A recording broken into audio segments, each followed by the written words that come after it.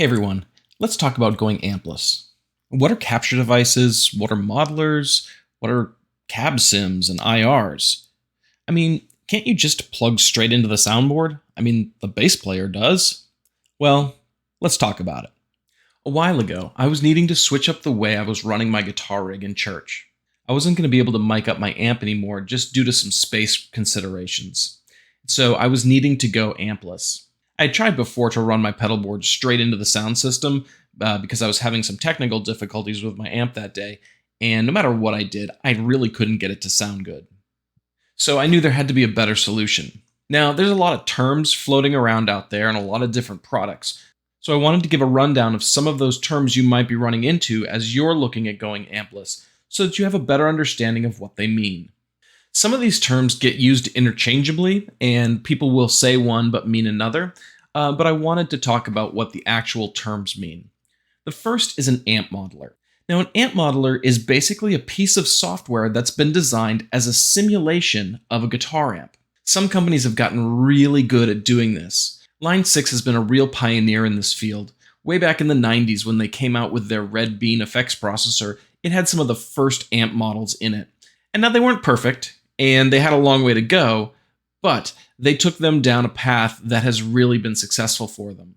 What they do is they basically create a digital double of an amp circuit inside of a computer program. Then they can feed sound through this computer program, and it will react in the same way that those physical components would react when sound is run through them.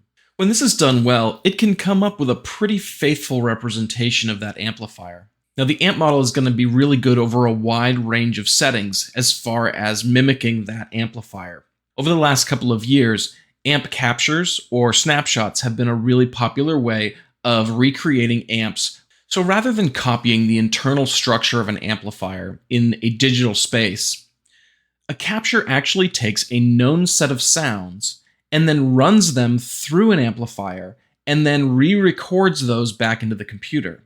Then, using machine learning, which is just a subset of artificial intelligence, figures out what the differences are between the original sound that is known and the new sound that was produced and recorded off of that amplifier. The training data will contain sounds that are quiet, up to very loud. It will contain short clicks. It will contain long, drawn-out notes. It will contain as much of the frequency range as it possibly can.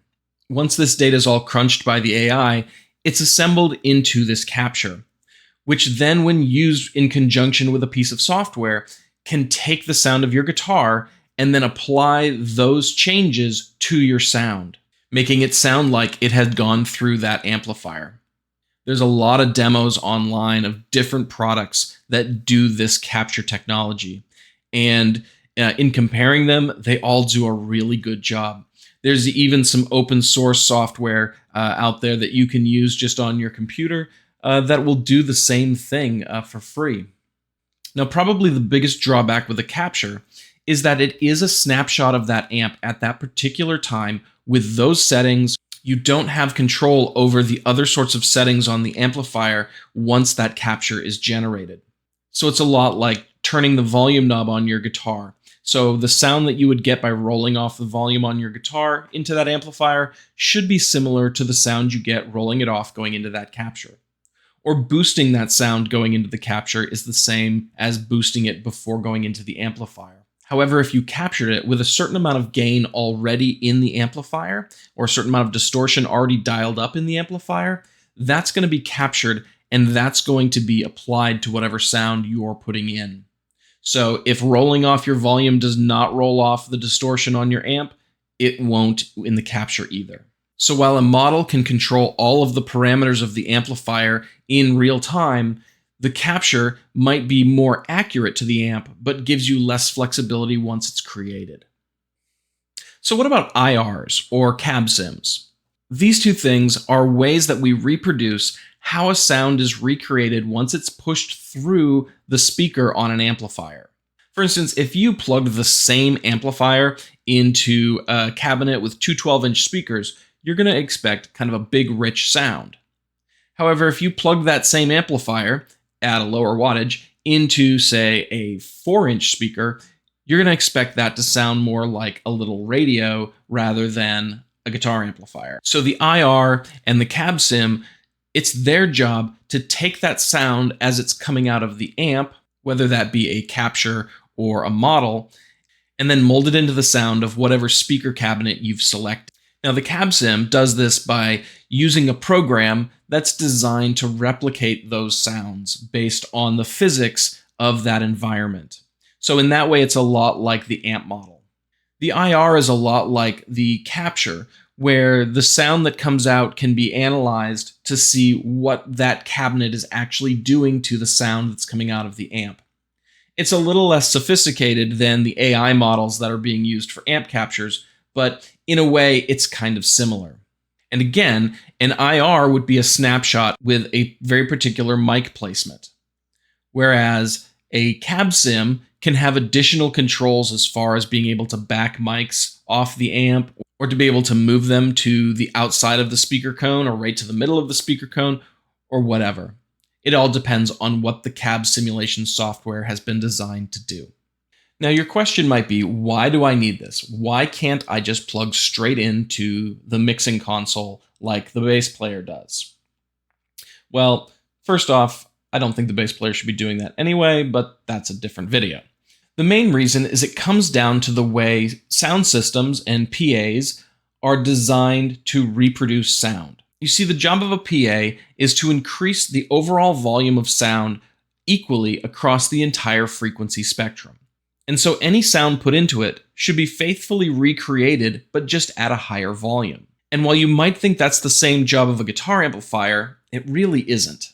If you look at the frequency response curve of a guitar amplifier, you find that there's a major bump right in the mid-range section. And of course, this bump is very particular to different amplifiers. And this is what gives each amplifier its signature sound. It's actually not reproducing the sounds off your guitar in a faithful way. But it's the sound that we actually want to get from our guitar is coming from the amplifier. The sound straight off the strings is not what we're looking for. Of course, boosting frequencies isn't the only thing that's happening. As you increase the gain into the preamp, you start to get some extra warmth. So that warmth is coming from the preamp of your guitar. Also, depending on your amplifier, there might be some natural built-in compression that's happening. In tube amplifiers, the tubes, the harder they get hit, actually produce a natural compression of the sound. That's part of that tube amp sound. Also, the type of speaker cabinet you have may also be adding additional compression to your sound. If you have a closed back cabinet, the air pressure inside the cabinet when the speakers move backwards actually fights against the movement of the speaker, thus compressing the sound a little bit. These are all things that aren't going to be replicated if you plug straight into the soundboard. So here's the sound of my Telecaster just going straight into my audio interface. I don't have any other effects running on this, it's just going straight in.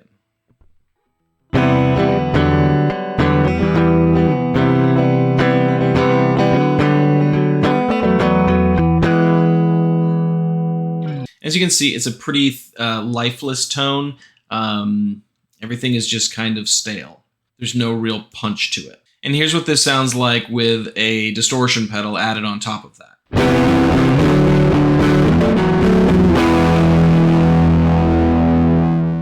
Again, it doesn't sound great. It could sound a whole lot better. So let's go ahead and add in a capture of an amp back to the clean signal. And the amp I'm going to use is a high watt 100 amp.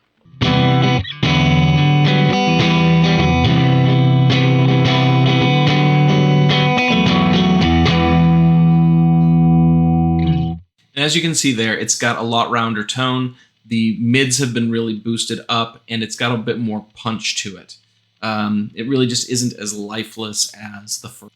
Now let's go ahead and add that distortion on top of this to see how that really stands out a lot better now.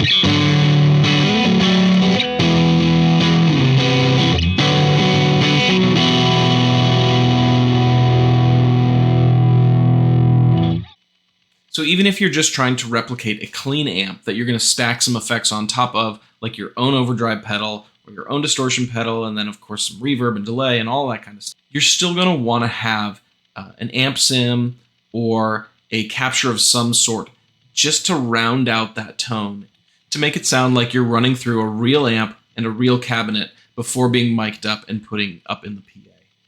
Now, the whole point of this video is to encourage you to look into these sorts of devices if you're looking at going ampless.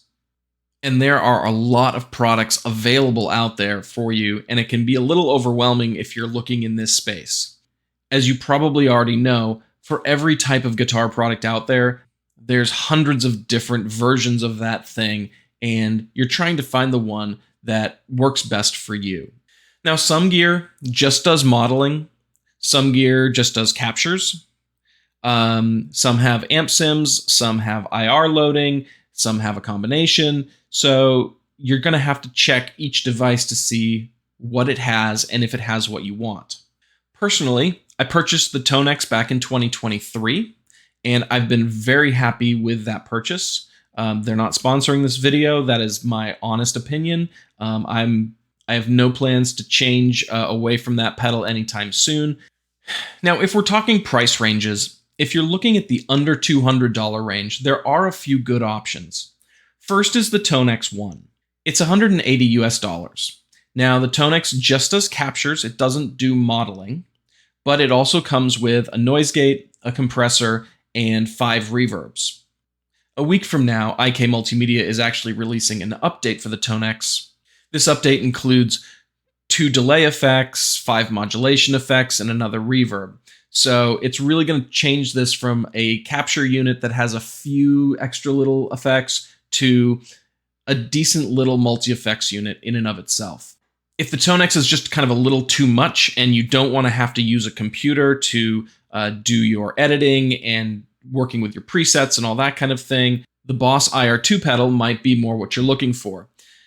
This is a standard Boss pedal form factor. It's got a knob that lets you pick between 11 amps, and it's got a built-in IR, and I believe you can also do IR loading with that particular pedal. And it comes in at about $200 US. Another one that I heard quite a bit of buzz about when it came out was the Line 6 Pod Express. And this is a compact amp modeler. It's got a few basic effects on it, and it comes in at $179.99. If you're looking to spend a bit more, like up to about the $500 mark, I would definitely recommend you look into the large Tonex pedal. It's $399, and it has all of the features that the Tonex One has, but some of the main differences are, because it's a bigger pedal, they've been able to fit more controls and buttons and inputs and outputs on this device. Like I said, I purchased this pedal a year ago, and I really can't recommend it highly enough.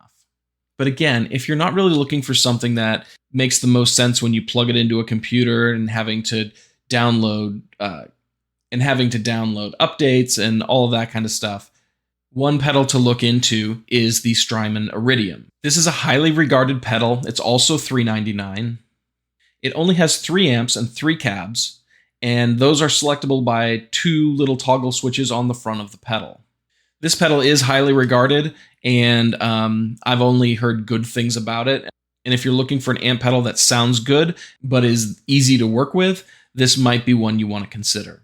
Of course, above 500, you can start getting into all sorts of different multi-effects units that have both capturing and modeling in them. The Line 6 HX Effects at $650 might be one you want to look into. Of course, over $1,000, you start getting into products like the Line 6 Helix, the Neural DSP Quad Cortex, the whole Kemper line of products. These are going to run you $1,500 and up. And I think if you're looking into this price range, you're going to want to do a lot more research than I've given you information in this video. I know there was a lot of talking in this video, and I hope that you find this information useful and that it helps you decide on a product so that you can go ampless in whatever playing situation you find yourself. Whether that's so that you can play in your basement without disturbing the rest of your family, or you're playing on a quiet stage and you need to ditch that amplifier. Anyway, I hope this helps. Please consider subscribing and hit that like button. And until next time, I'll catch you later.